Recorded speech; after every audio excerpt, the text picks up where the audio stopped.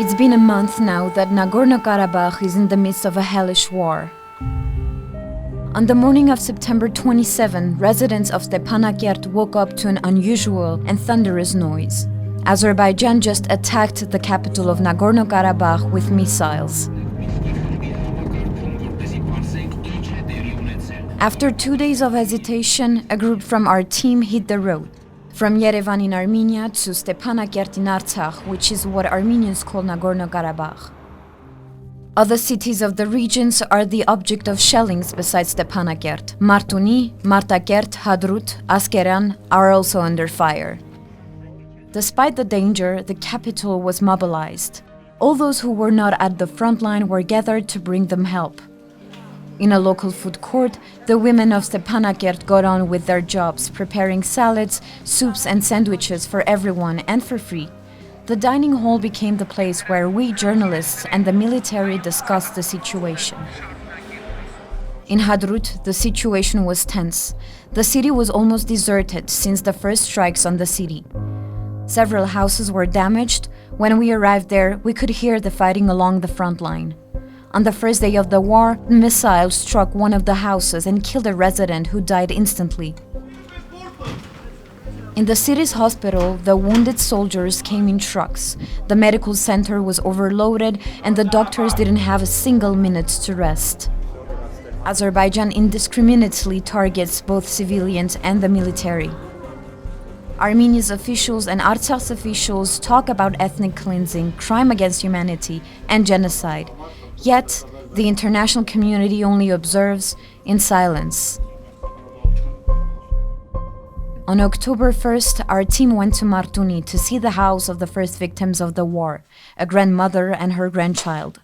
On the ground, we heard the shell climbing with the swish of a rocket and then striking the city square.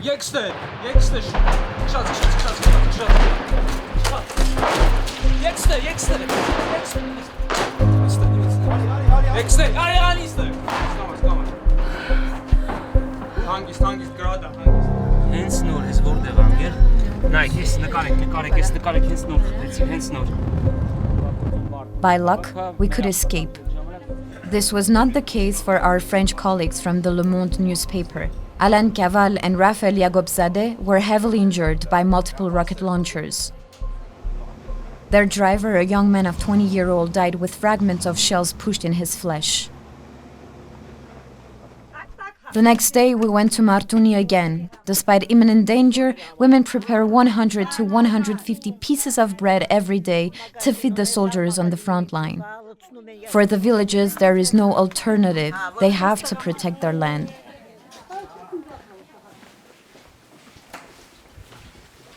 In Stepanakert, the bombardments were becoming more and more regular, more and more deadly. We spent 2 days in the shelter of a school to avoid the shelling. It was impossible to go outdoors.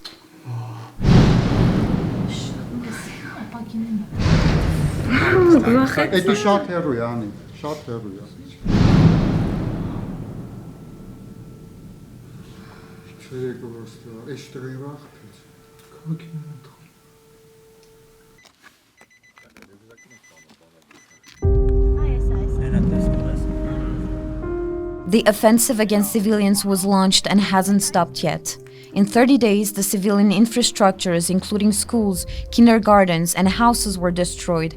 More than 40 civilians died, and 116 others were wounded. Most of the weapons used by Azerbaijan are banned by conventions under international law. Grads and smerches embedded in the buildings of towns and villages are multiple rocket launchers that target large areas, killing and injuring everyone.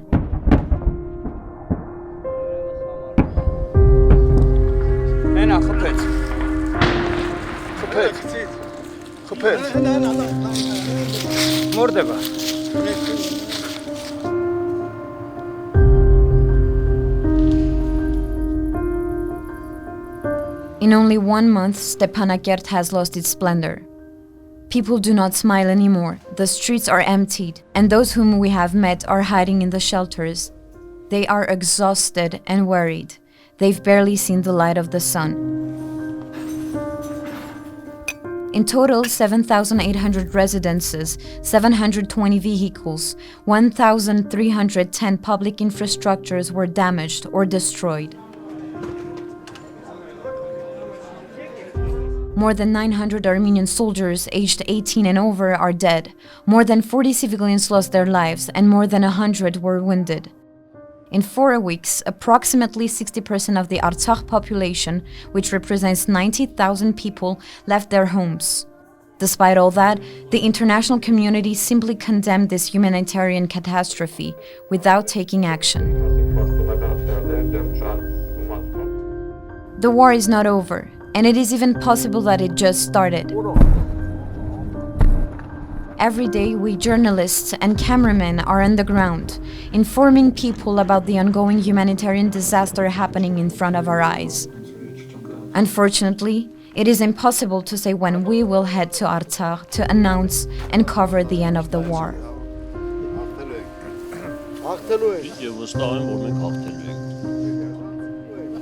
Հաղթելու ենք։